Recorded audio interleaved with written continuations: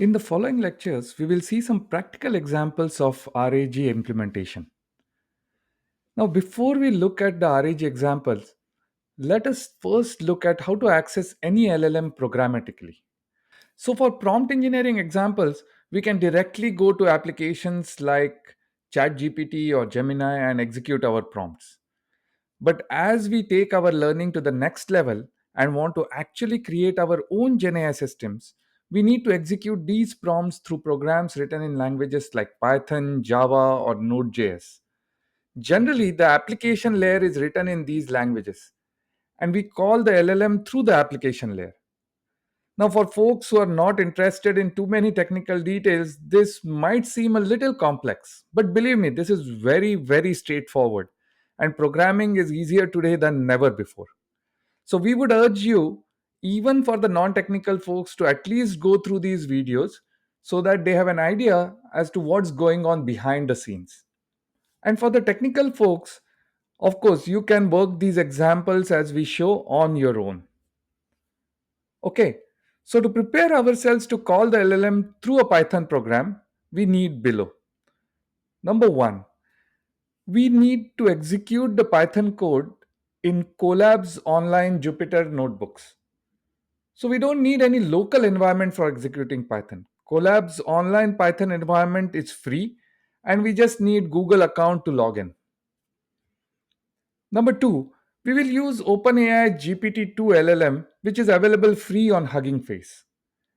There are much better models than GPT-2 available now, but we will see these in subsequent examples. Here we just want to demonstrate how we can create LLM based systems using Hugging Face models. For this, we just need to sign up at Hugging Face. It's free, of course. And second thing we need to do is to generate access token, which would be used in our program to access GPT-2 model on Hugging Face. Don't worry about this. We will walk you through the process of generating the access token in detail. And finally, we will write the Python code in Colab to call the GPT-2 LLM. All right, let's go stepwise now. First, let us go to colab.research.google.com. On the first screen, it will ask you whether to use any existing notebook or create a new notebook. Let us create a new Python notebook.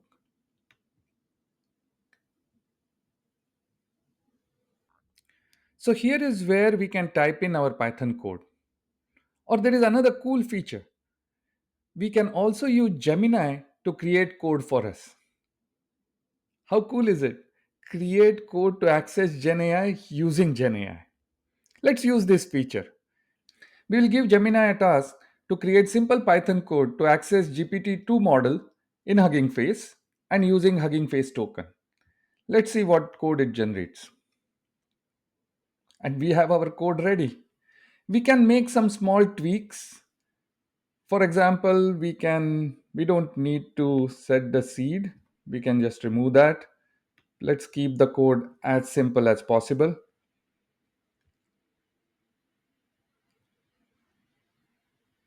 And we can just print what the generator is giving as an output.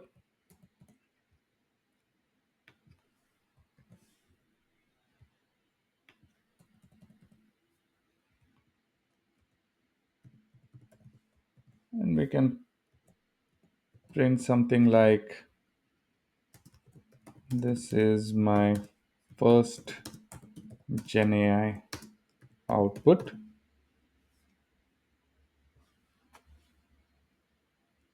And we are already here. Now what we need to do is, as we saw in step number 2, we have to log into Hugging Face and create the Hugging Face token. Let's see that. All right.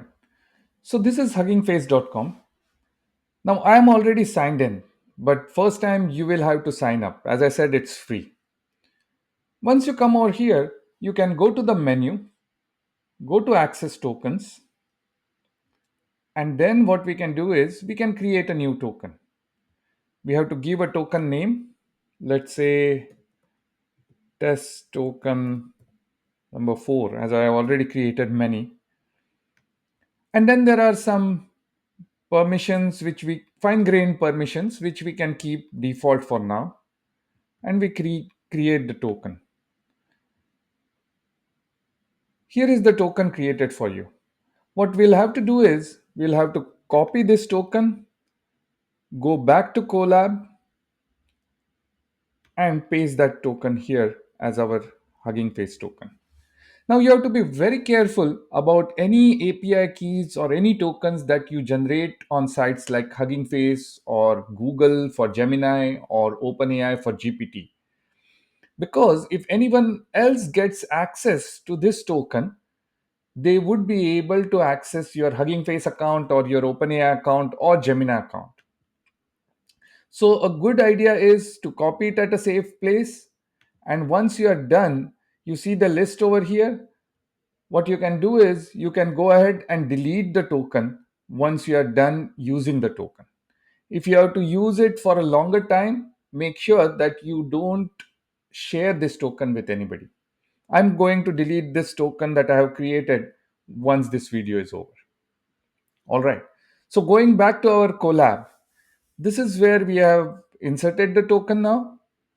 So our code is now ready. Let us look at the code for a minute. First, we install transformers. Transformers is the package from Hugging Face. This will help us import functions like pipeline, which would be used to access the GPT model in Hugging Face. So we install transformers, we import pipeline from transformers, we set our Hugging Face token, and then using pipeline, we basically access GPT-2 model. What it does is it creates a copy of the GPT-2 model on your local collab environment, and then we basically give the prompt to the GPT model that we have got. We can in fact change the prompt. We can say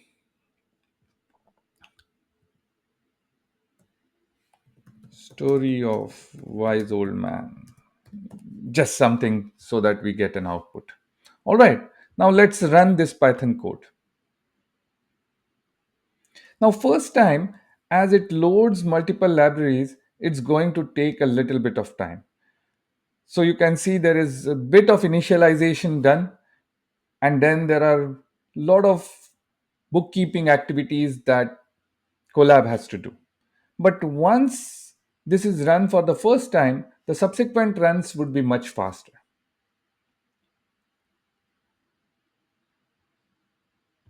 There you can see it is basically loading all the libraries as well as the model.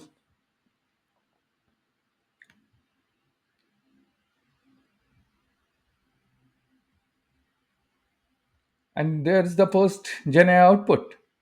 That's our first GenAI output where we gave the prompt a story of wise old man, and GPT-2 completed the prompt saying for he could not tell you secrets of the secret that he was talking too loud.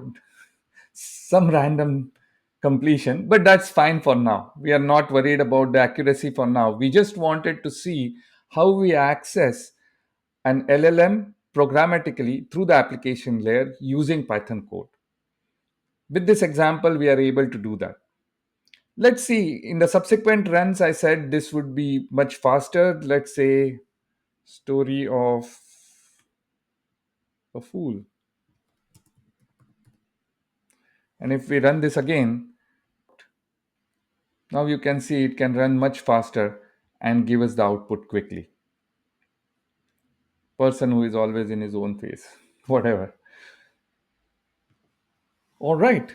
So now we are able to programmatically access the LLM, send it a prompt, and get back the completion.